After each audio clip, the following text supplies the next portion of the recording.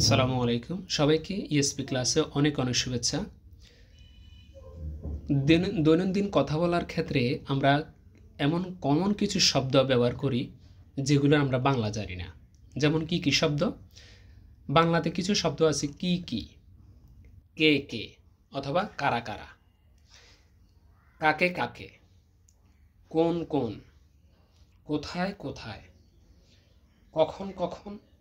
এইভাবে অনেক ধরনের শব্দ আছে যেগুলো আমরা একটা স্ট্রাকচার দিয়ে কি করতে পারি, মানে একটু সামান্য একটু মডিফাই করে আমরা ইংরেজিতে সেন্টেন্সগুলো বলতে পারি। যেমন কি কি, এই বাংলাটার ইংরেজিতে কি? হোয়াট অল, হোয়াট অল, এটা হচ্ছে কি, হোয়াট অল। এই হোয়াট অল দিয়ে আমরা একটা সেন্টেন্স তৈরি করব। What all can you do? What all can you do? কি কি তুমি করতে পারো, কি কি তুমি করতে পারো। এখন আমি যদি এখানে শুধু কি কি করতে পারো তুমি এই কথাটা বলি, তখন আমাদেরকে আর অল শব্দটা দেওয়া লাগবে না। হোয়াট ক্যান ইউ ডু, তুমি কি করতে পারো, এটা হবে। আর যদি আমি বলি কি কি তুমি করতে পারো, তখন আমাদেরকে অবশ্যই অল শব্দটা দিতে হবে। What all can you do, এভাবে। এরপর হচ্ছে কে কে অথবা কারা কারা।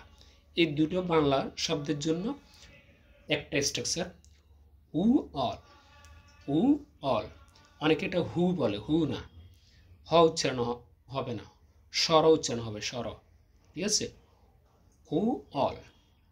ওকে, যেমন কে কে বা কারা কারা, হু অল, এটা দিয়ে একটা সেন্টেন্স যে হু অল উইল গো দেয়ার, কে কে বা কারা কারা সেখানে যাবে, কে কে বা কারা কারা সেখানে যাবে।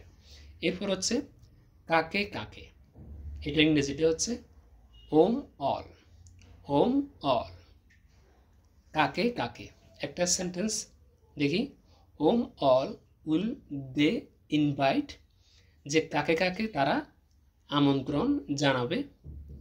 ওকে, এরপর হচ্ছে কোন কোন, উইচ অল, কোন কোন, উইচ অল।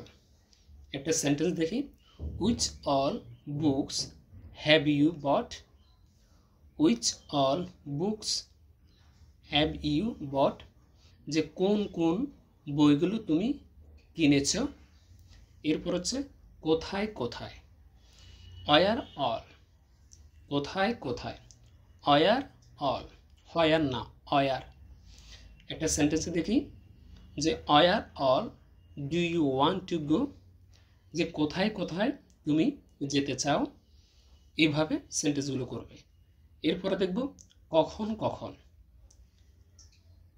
হাউ অফটেন অথবা অফেন, হাউ অফটেন অথবা অফেন, দুইটাই তুমি উচ্চারণ করতে পারো। বেশিরভাগ উচ্চারণ করা হয় অফেন, এটাতে ভুল নাই, অফটেন বললেও তুমি পারবে।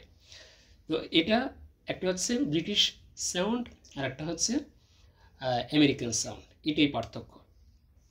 কখন কখন, হাউ অফেন, এটা দিয়ে একটা সেন্টেন্স, যেমন how often do you take medicine, how often do you take medicine, যে কখন কখন তুমি ওষুধ খাও। ঠিক আছে, এভাবে তুমি ইংরেজিটা ব্যবহার করে তুমি বিভিন্ন ধরনের সেন্টেন্স কী করতে পারবে, তৈরি করতে পারবে।